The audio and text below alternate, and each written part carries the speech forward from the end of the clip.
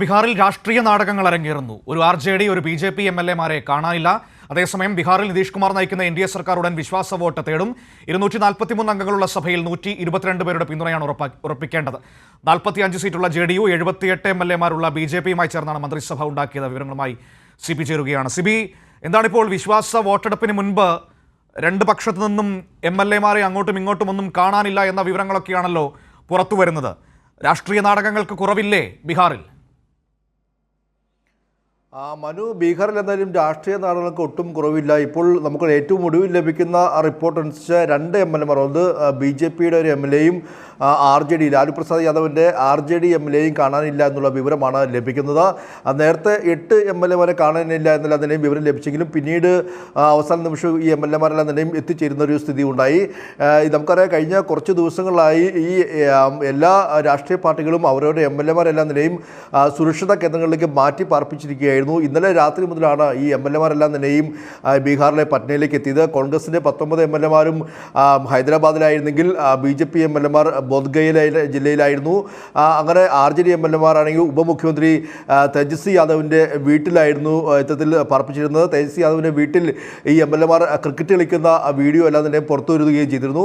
മാത്രമല്ല, Tejashwi Yadav RJD MLA കാണാനില്ലെന്ന ഒരു പരാതിയുമായി ഈ MLA-യുടെ ഒരു സഹോദരൻ, അതായത് ഈ RJD MLA ചേതൻ ആനന്ദിനെ കാണാനില്ലെന്ന പരാതിയുമായി ഈ MLA-യുടെ സഹോദരനും മകനും പോലീസ് സ്റ്റേഷനിലെത്തി പരാതി നൽകുകയും പിന്നീട് പോലീസ് ഈ തേജസ്വി യാദവിൻ്റെ വീട്ടിലെത്തുകയും അവിടെ വെച്ച് MLA കണ്ടുമുട്ടുകയും ചെയ്തു. പക്ഷേ താൻ സ്വന്തം നിലയിലാണ് വന്നത്, തന്നെ തട്ടിക്കൊണ്ടുപോകുന്നതല്ല എന്ന് പിന്നീട് MLA വ്യക്തമാക്കുന്ന ഒരു സാഹചര്യം കൂടെ ഉണ്ടായി. അങ്ങനെ ഉള്ള വിവിധ രാഷ്ട്രീയ നാടകങ്ങളാണ് ഇപ്പോൾ ബീഹാറിൽ അരങ്ങേറിയിരിക്കുന്നതെന്ന് നമുക്ക് പറയാം. എന്തായാലും ഇപ്പോൾ അതിൻ്റെ ഏറ്റവും വലിയ ട്വിസ്റ്റ് എന്ന് പറയുന്നത് ഇനിയിപ്പോൾ വിശ്വാസ വോട്ട് ബീഹാറിലെ നിയമസഭയിൽ വിശ്വാസ വോട്ട് നേടുക എന്നുള്ളതാണ്. എന്തായാലും മറുകണ്ഠം ചാടിയ നിതീഷ് കുമാർ ഇന്നിപ്പോൾ BJP പിന്തുണയിൽ ഇന്നിപ്പോൾ വീണ്ടും ഈ ഒരു നിയമസഭയിൽ ഭൂരിപക്ഷം തെളിയിക്കാൻ എത്തിയിരിക്കുകയാണ്. ഇപ്പോൾ നിതീഷ് കുമാർ എത്തിയിരിക്കുന്നു, ഉപമുഖ്യമന്ത്രി സാമ്രാട് ചൗധരി എത്തിയിട്ടുണ്ട്. അതുകൂടാതെ RJD-യുടെ നേതാവായ നേരത്തെ പഴയ മന്ത്രിസഭയിലെ ഉപമുഖ്യമന്ത്രിയായ തേജസ്വി യാദവ് എല്ലാം തന്നെയും അവരവരുടെ MLA-മാരുമായി ഇപ്പോൾ ബീഹാറിൽ ഈ നിയമസഭയിൽ എത്തിയിട്ടുണ്ട്. എന്തായാലും അല്പസമയത്ത് തന്നെ വിശ്വാസ വോട്ടെടുപ്പ് ആരംഭിക്കുകയും ചെയ്യും. അതിനു മുൻപായി ഇപ്പോൾ നിലവിലെ സ്പീക്കർ, ആ സ്പീക്കർക്കെതിരെ ഒരു അവിശ്വാസ പ്രമേയം കഴിഞ്ഞ ദിവസം NDA കൊണ്ടുവന്നിരുന്നു. ഈ RJD സ്പീക്കറായ അവധ് ബിഹാരി ചൗധരിക്കെതിരെയാണ് അവിശ്വാസ പ്രമേയം കൊണ്ടുവന്നത്.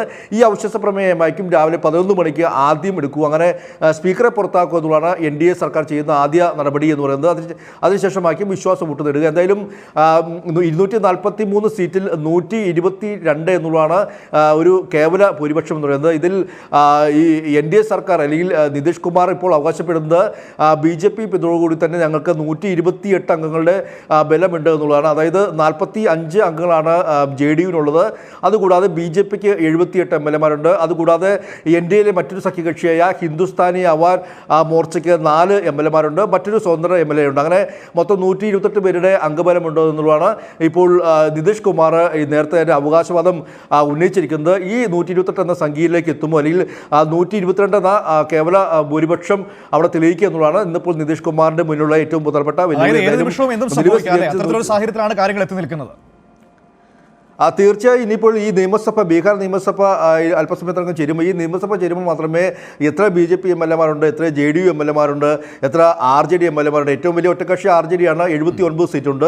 ഈ RJD ഒപ്പമുള്ള ഒരു മഹാസഖ്യത്തെ പ്രവർത്തിക്കൊണ്ടാണ് ഇത്തരത്തിൽ JDU BJP പാളയത്തിലേക്ക് പോയത്. എന്തായാലും ഇവരെല്ലാം തന്നെയും ഈ ഒരു MLA-മാർ എത്ര പേരുണ്ട് എന്നെല്ലാം തന്നെയും നിയമസഭ തുടങ്ങിയാൽ മാത്രമേ നമുക്ക് കാണാൻ കഴിയൂ.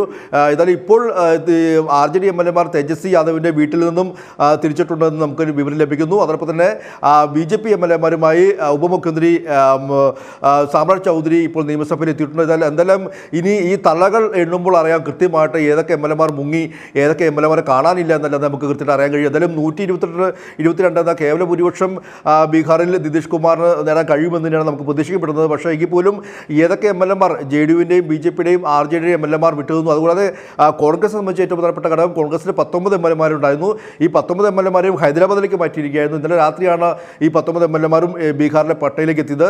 ഈ കോൺഗ്രസ് MLA-മാരെല്ലാം തന്നെയും മറുകണ്ഠം ചാടി എന്നുള്ള വാർത്തകൾ നേരത്തെ പുറത്തു വന്നിരുന്നു. ഇന്ന് നമുക്ക് കൃത്യമായി അറിയാൻ കഴിയും ഏതൊക്കെ MLA-മാർ മറുകണ്ഠം ചാടി, ഏതൊക്കെ MLA-മാർ ഒളിവിൽ പോയി വന്നില്ല എന്നെല്ലാം തന്നെയും കൃത്യമായി നമുക്ക് വരും മണിക്കൂറിൽ വ്യക്തമാവുകയും ചെയ്യും. മനു. ശരി സിബിയാണ് വിവരങ്ങൾ നൽകിയത്. ബീഹാറിൽ വിശ്വാസ വോട്ടെടുപ്പ് തേടാൻ വേണ്ടി പോവുകയാണ് അവിടെ നിതീഷ് കുമാറിന്റെ നേതൃത്വത്തിലുള്ള NDA സർക്കാർ. പക്ഷേ അങ്ങോട്ടും ഇങ്ങോട്ടുമൊക്കെ MLA-മാരെ കാണാനില്ല, കേൾക്കാനില്ല എന്നൊക്കെ പറഞ്ഞു കേൾക്കുന്നു. നോക്കാം എന്താണ് സംഭവിക്കാൻ പോകുന്നതെന്ന്. വിവരങ്ങളാണ് സിബി നൽകിയത്.